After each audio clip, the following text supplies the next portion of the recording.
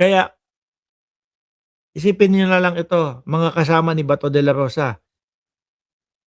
Mahuhuli at mahuhuli din yan, eh. Hindi naman makakapagtago ng forever yan, eh. Ano? Kaya isipin ninyo, ayan na, nasa harap na. 'Pag nagbigay ng 20 million, ayan na, nasa harap na. Sunggaban niyo na, 'no? Kasi doon naman din po, mga kababayan, ang punta niyan. Sabi ni Birahan PH, "May birahan na tayo mamaya 2:00 mga boss," sabi ni Jordan J. O ayan, ha. Anong oras na ba? 11:30 o 2:00. 2:00 naman. Ba't ang gulo ng oras? Nung dati ay gabi, ngayon 2:00 naman.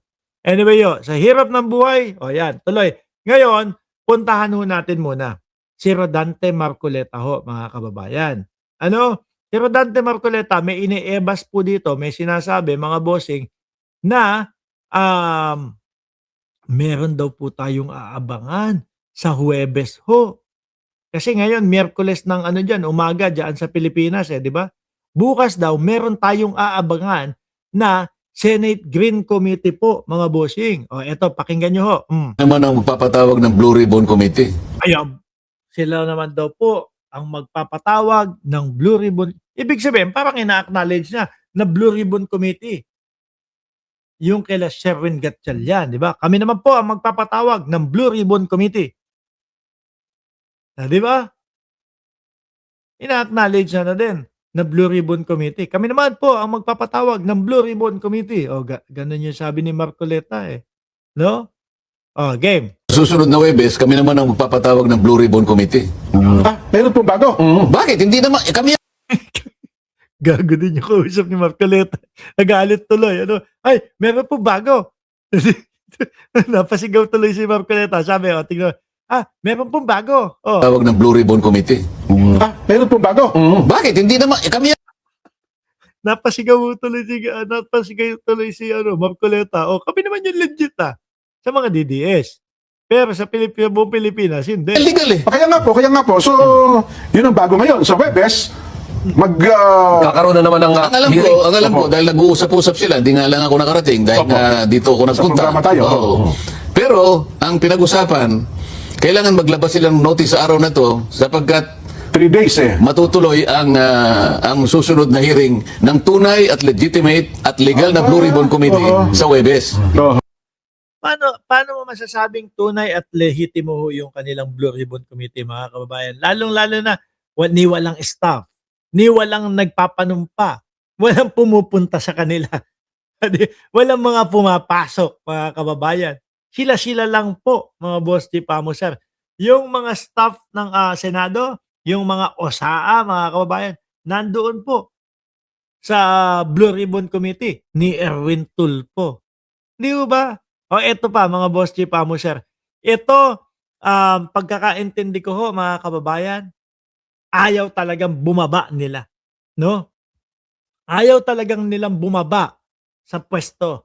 Ayaw nila matanggal si Peter Cayetano sa pwesto. Sila to, kasi yung ginawa ho nila, mga bossing Chief Amusar, na hindi pagpasok, estilo pala nila yun para hindi po sila mabotohan. Para hindi mabotohan ng majority ho, mga kababayan. Pakinggan nyo si Marcoleta dito Lubog-lubog to si Marcoleta dito Pakinggan nyo po, mga bossing. Asan ba yun? Ng June 1, Opo. tapos na si Siya pa mismo ang magpe-explika. Siya pa mismo ang magpapaliwanag. Game. Pumunta kami ng June 1, Opo. tapos na si Alan Cayetano. Pumunta sila ng June 1, tapos na si Alan Cayetano. Sabi. Lalagpas kayo ng 13 pag nagkataon. Oo. Lagpas ng 13. Okay na Di ba, mga bossing, bakit hindi nyo tanggap na talagang yung inyong 13 or whatever, yung grupo ninyo mahina at manipis? Di ba?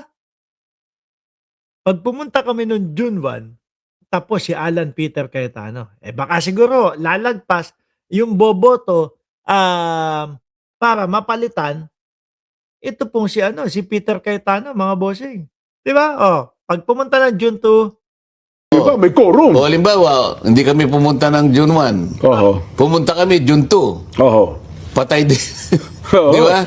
O June 3, ganun din ang mangyayari. nakita niyo po. So, hindi talaga totoo, mga kababayan, na talagang matigas, mabigat at malakas yung side nila Marcoleta at nila Alan Peter Cayetano. Iniiwas na lang po mga bossing eh.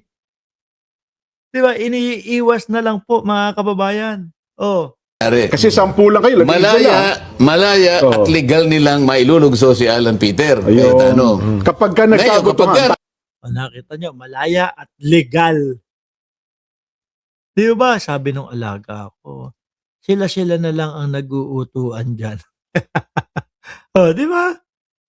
Galing na yan kay Marcoleta, malaya, no? At legal. Tay, di ba?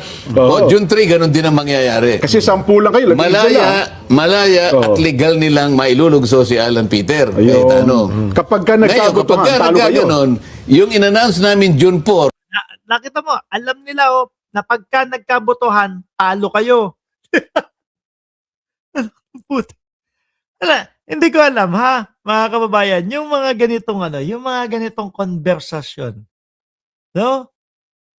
Yung mga ganitong konversasyon, dapat kapag yung talagang meron kang alam mo yon na itinatago na hindi naman kami talaga malakas. Alam mo dapat yung mga pag-uusapan na pampubliko eh. Pero yung mga ganito na mabubuko kayo na kaya lang kayo umiiwas na pumasok kasi legal na maiboboto yung papalit na Senate President kay Alan Peter Cayetano tapos ipapangalandakan nyo pa. Di sunog si Alan Peter Cayetano na sinasabi niya na wala po akong kinausap, wala po akong niligawan.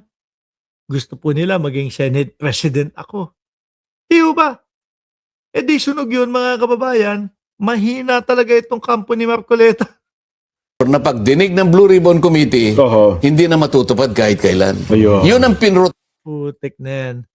Sa inyo kasi yung Blue Ribbon Committee is ano lang. Yung Blue Ribbon Committee nila mga kababayan, puro pagsalo at pag-alalay lang po doon sa 18 Martes, mga bossing. Hindi kagaya doon sa Blue Ribbon Committee ni Erwin Tulfo, lahat po tatanong at walang makakaligtas. Sabi ni I.M. Batman, nag-usap ang tatlong tanga.